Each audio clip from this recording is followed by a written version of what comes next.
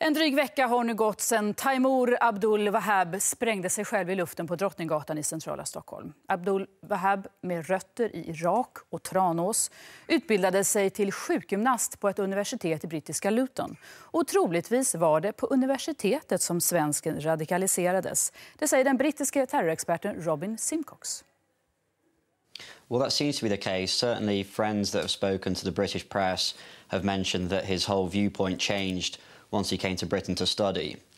In Sweden, he seemed to have been just a regular, normal Muslim, a secular one. He had an Israeli girlfriend, for example. He had a job as a DJ temporarily. But when he came to Britain, he became a lot more religious, a lot more politicised.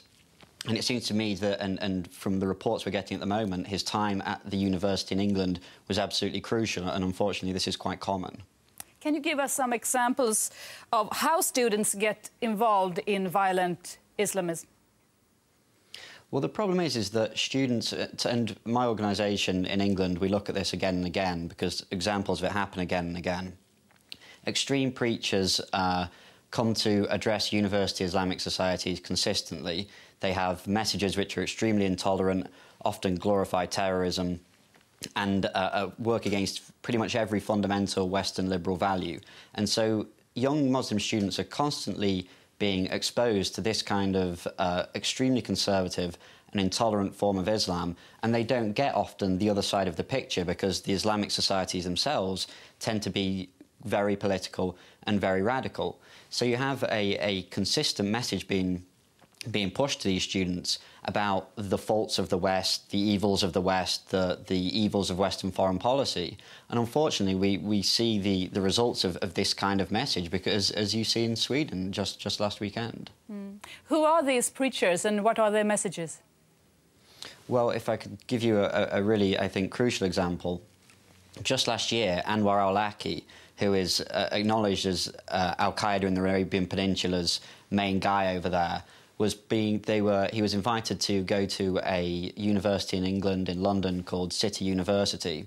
Now, this is someone who is a very key fundamentalist al-Qaeda preacher, and yet the University Islamic Society wanted to hear what he had to say, regarded him as an important scholar. So when you're getting exposed to people like al-Awlaki at universities, who is known to be extremely effective in his propaganda message, of course you're going to have a problem. And we see this just next week at the University of Westminster. Somebody called Murtaza Khan is going to speak, and he's someone who says that Jews and Christians are the enemies of Islam, that believes in the stoning of women, for example. So these kind of intolerant messages are being propagated again and again on university campuses in England. Recently, your think tank published a report called Islam on Campus. What are the conclusions? Well, for example, Islam on Campus was a poll.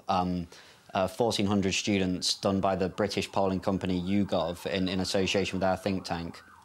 And, for example, it discovered that a third of Muslim students, just under a third, believe that killing in the name of religion was acceptable. Another report which my think tank published, which I co-authored earlier this year, showed that 31% of all those convicted in British court of Islamist-related offences or had gone to commit suicide bombings in England had also passed through the university system. So we need to be much more aware of the fact of how dangerous and how radical certain universities in England can be. But at the moment, the university authorities are very reluctant to admit to this, and unfortunately, it's our friends and allies like Sweden who are having to suffer the consequences.